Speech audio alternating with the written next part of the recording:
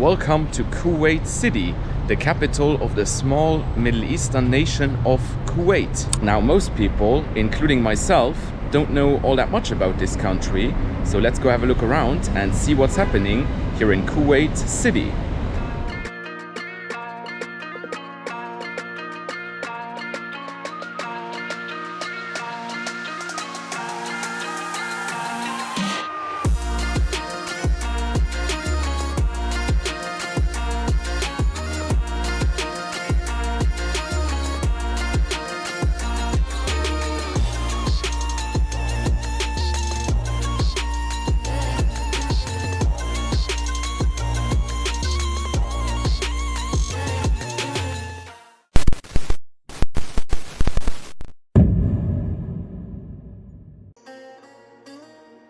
Good morning and welcome back to the channel. Today we are exploring the capital city of the small and little known Middle Eastern nation of Kuwait.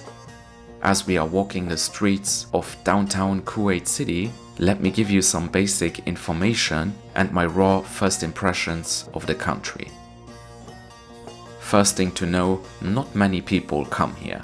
Kuwait is in fact one of the least visited countries in the Gulf region. I couldn't find any official figures, but there are certainly way fewer tourists here than in Qatar, Dubai or Oman. So why aren't more people coming to Kuwait? Well, there are a few reasons. First and foremost, Kuwait does not rely on tourism. I will talk more about the country's economy later in the video, but just know that tourism only accounts for about 1.5% of Kuwait's GDP. And when a nation isn't financially reliant on international tourism, it is unlikely that there will be a sizable industry, marketing campaigns, or incentives to attract foreign visitors on a large scale. And that is the case for Kuwait. This doesn't mean that there is nothing to see here though. Kuwait does have quite a bit to offer. The tourism industry, however, is still much smaller than in other countries. Another reason why not many people come here is because Kuwait is simply not that well known, especially in the West. And the people who have heard of Kuwait generally associate it with the 1990s Gulf War, but that was a long time ago. And finally, Kuwait is a very conservative country, and if you travel here, you do have to adapt a bit more than in the UAE, for example. In this context, alcohol is completely banned throughout the entire country, even in hotels. You can get a decent selection of alcohol-free beers though.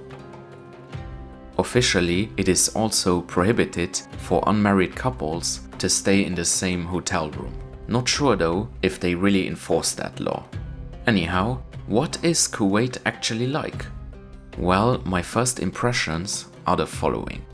The capital is very modern and highly developed, but not as polished as other cities in the region. It isn't particularly dirty or run down, but it does look a bit rough around the edges. Not gritty, but not super shiny either. And you can see that this is not a touristy place. There are a lot of foreign workers here, but not many people visiting for leisure purposes. On a different note, I found the locals very friendly and English levels are generally high. So yeah, at first glance, this doesn't look like the most fascinating place to visit, but it wasn't unwelcoming or challenging in any way. Especially at the outset of my trip, I was very discreet with the camera, because I read online that the police doesn't like it when you film here. But personally, I did not encounter any problems throughout my stay. As we are continuing our walk, let's talk a bit about the eventful history of this mysterious country.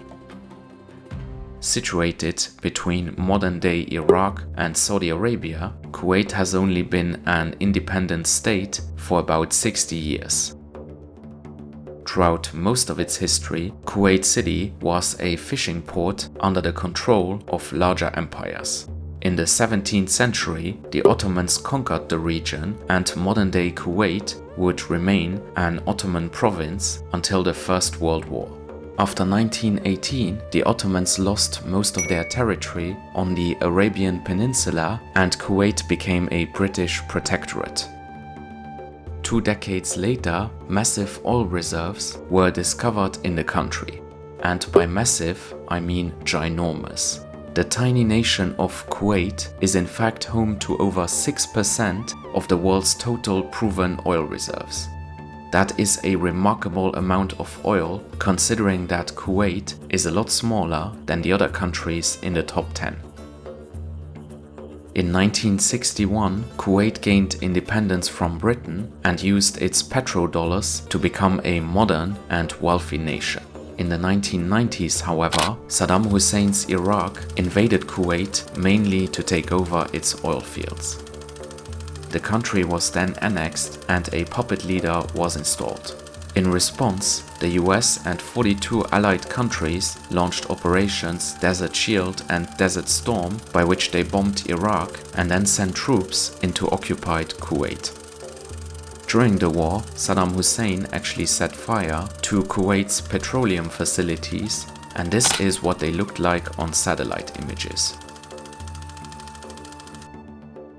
After about 6 months of fighting, the Iraqi army was defeated, Kuwait was liberated, and its independence was restored. Today, Kuwait is one of the richest countries in the world, and you might have guessed it, its economy is based around oil. It is estimated that mineral fuel exports account for about 90% of the country's GDP. The other 10% are mostly split between heavy industries and the finance sector. As I mentioned before, tourism plays a very marginal role. Another interesting fact about Kuwait is that they have the strongest currency on the planet.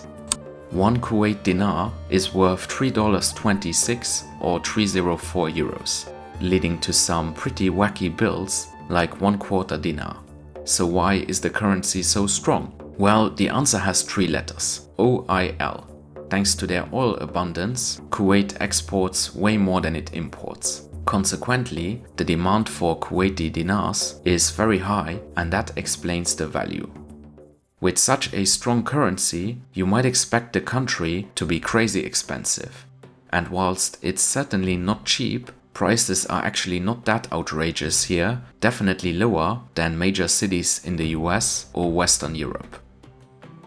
We are now arriving at Souq Sharq, one of the city's main markets, complete with a marina.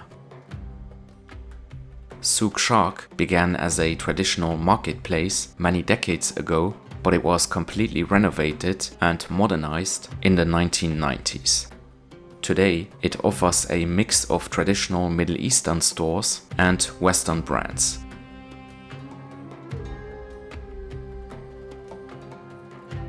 There are also a few relaxing coffee shops, which is where I took a little break.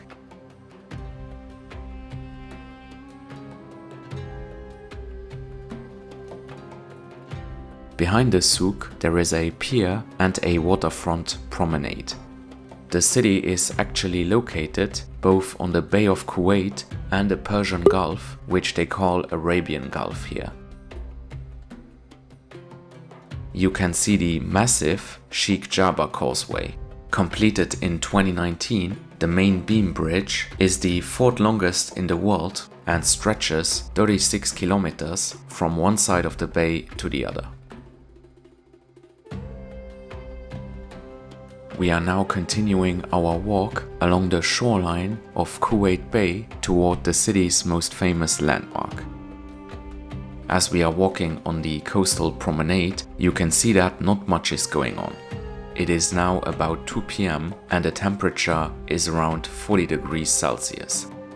That is certainly one of the main reasons why this city feels like a ghost town. It does get more active at night, but in general, people don't walk much. Not a big surprise when gasoline is less than 0.4 USD per liter. The promenade is pretty nice though, with a few cafes and sports facilities. Not as fancy as Doha Corniche, but still a nice place for a stroll. And here we are. arguably the most recognizable building in Kuwait. Designed by Danish architect Marlene Bjørn, the Kuwait Towers opened in 1979. They are actually water tanks, and there are 3 of them. The main tower is 187 meters high and comprises 2 spheres. The spheres have 8 shades of blue, green and grey, symbolizing the tiles of a historic mosque. The main tower also has a restaurant and an observation deck, which is where I'm heading now. The ticket will set you back 3 KWD, and the observation deck has 2 floors, the upper one revolving around a sphere. The views are great, and this is undoubtedly the top tourist attraction in the Kuwaiti capital.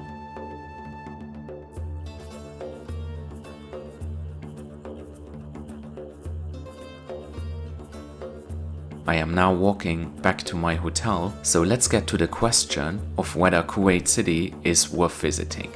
To be honest, it depends. There is more to do than what you saw in this video, but overall, Kuwait City just doesn't have as many places of interest as other major cities in the Middle East. And the whole country isn't really set up for tourism, so you won't find that much tourist infrastructure. Nevertheless, if you, like me, enjoy mysterious, lesser known, off the beaten path places, then Kuwait is worth a stop. But if you haven't seen much in the Middle East, then I would suggest visiting other countries first. Kuwait is an interesting place, but in my humble opinion, it just doesn't have enough to distinguish itself. Anyhow, this is where I'm staying, the Souq Sharq Hotel. I paid 24.78 KWD for one night, which is about 75 euros. Not cheap by any means, but there are not many budget hotels in Kuwait City, and this was clean, comfortable and in a great location. Better still, the price included a delicious breakfast buffet. After the sun went down, I decided to go look for some food. There aren't many restaurants in this part of town, so I opted to check out the Assima mall. And my word, this mall was impressive. Here you can see where the locals spend their free time when it's too hot outside.